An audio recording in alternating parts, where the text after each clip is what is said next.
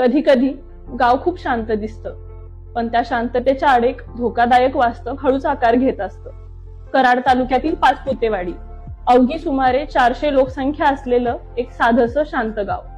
काही दिवसांपूर्वी याच गावात एमडी म्हणजेच मेफेड्रॉन या अत्यंत धोकादायक अंमली पदार्थ तयार करणाऱ्या ठिकाणावर अचानक कारवाई झाली. आणि तेव्हा एक प्रश्न सर्वांच्याच मनात उभा राहिला. हे सगळं अचानक घडलं होतं का? की संकेत स्पष्ट दिसत असतानाही आपण दुर्लक्ष केलं?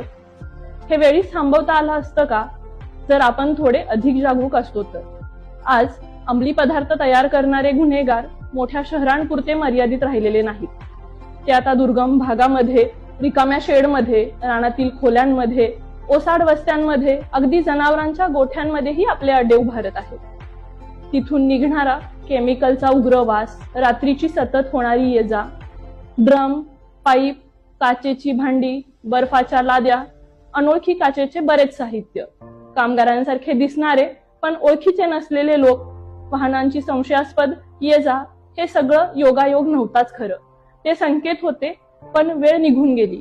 आणि लक्षात ठेवा, हे ड्रग्ज इथेच थांबत नाहीत.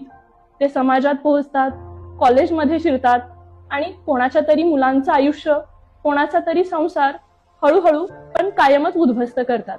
कदाचित तुमचाही. म्हणून मी एक गोष्ट अत्यंत ठामपणे सांगू इच्छिते. संशय आला तरी तुम्ही स्वतः एकदा खात्री करा, परंतु कायदा हातात घेऊ नका आणि स्वतःचा जीव धोक्यात घालू नका. तुमचं एकच पण खूप महत्वाचं काम आहे, ते म्हणजे माहिती देणं. जवळचं पोलीस स्टेशन, 112 टोल फ्री आपत्कालीन क्रमांक, पोलिसांचा अधिकृत व्हॉट्सअप नंबर. तुमची ओळख पूर्णपणे गोपनीय ठेवली जाईल आणि खात्रीशीर माहिती देणाऱ्यांना सातारा जिल्हा पोलीस प्रशासनाकडून रोख स्वरूपात बक्षीस दिले जाईल. पोलीस कारवाई करतात, पण माहिती समाज देतो. आणि जेव्हा समाज आणि पोलीस एकत्र उभे राहतात, तेव्हाच अशा राक्षसी प्रवृत्तींचा खऱ्या अर्थाने अंत होतो. हा लढा फक्त पोलिसांचा नाही, आपलं गाव, आपली मुलं आणि आपली सामूहिक जबाबदारी. सातारा पोलीस सदैव आपल्या सोबत आहेत. जय हिंद.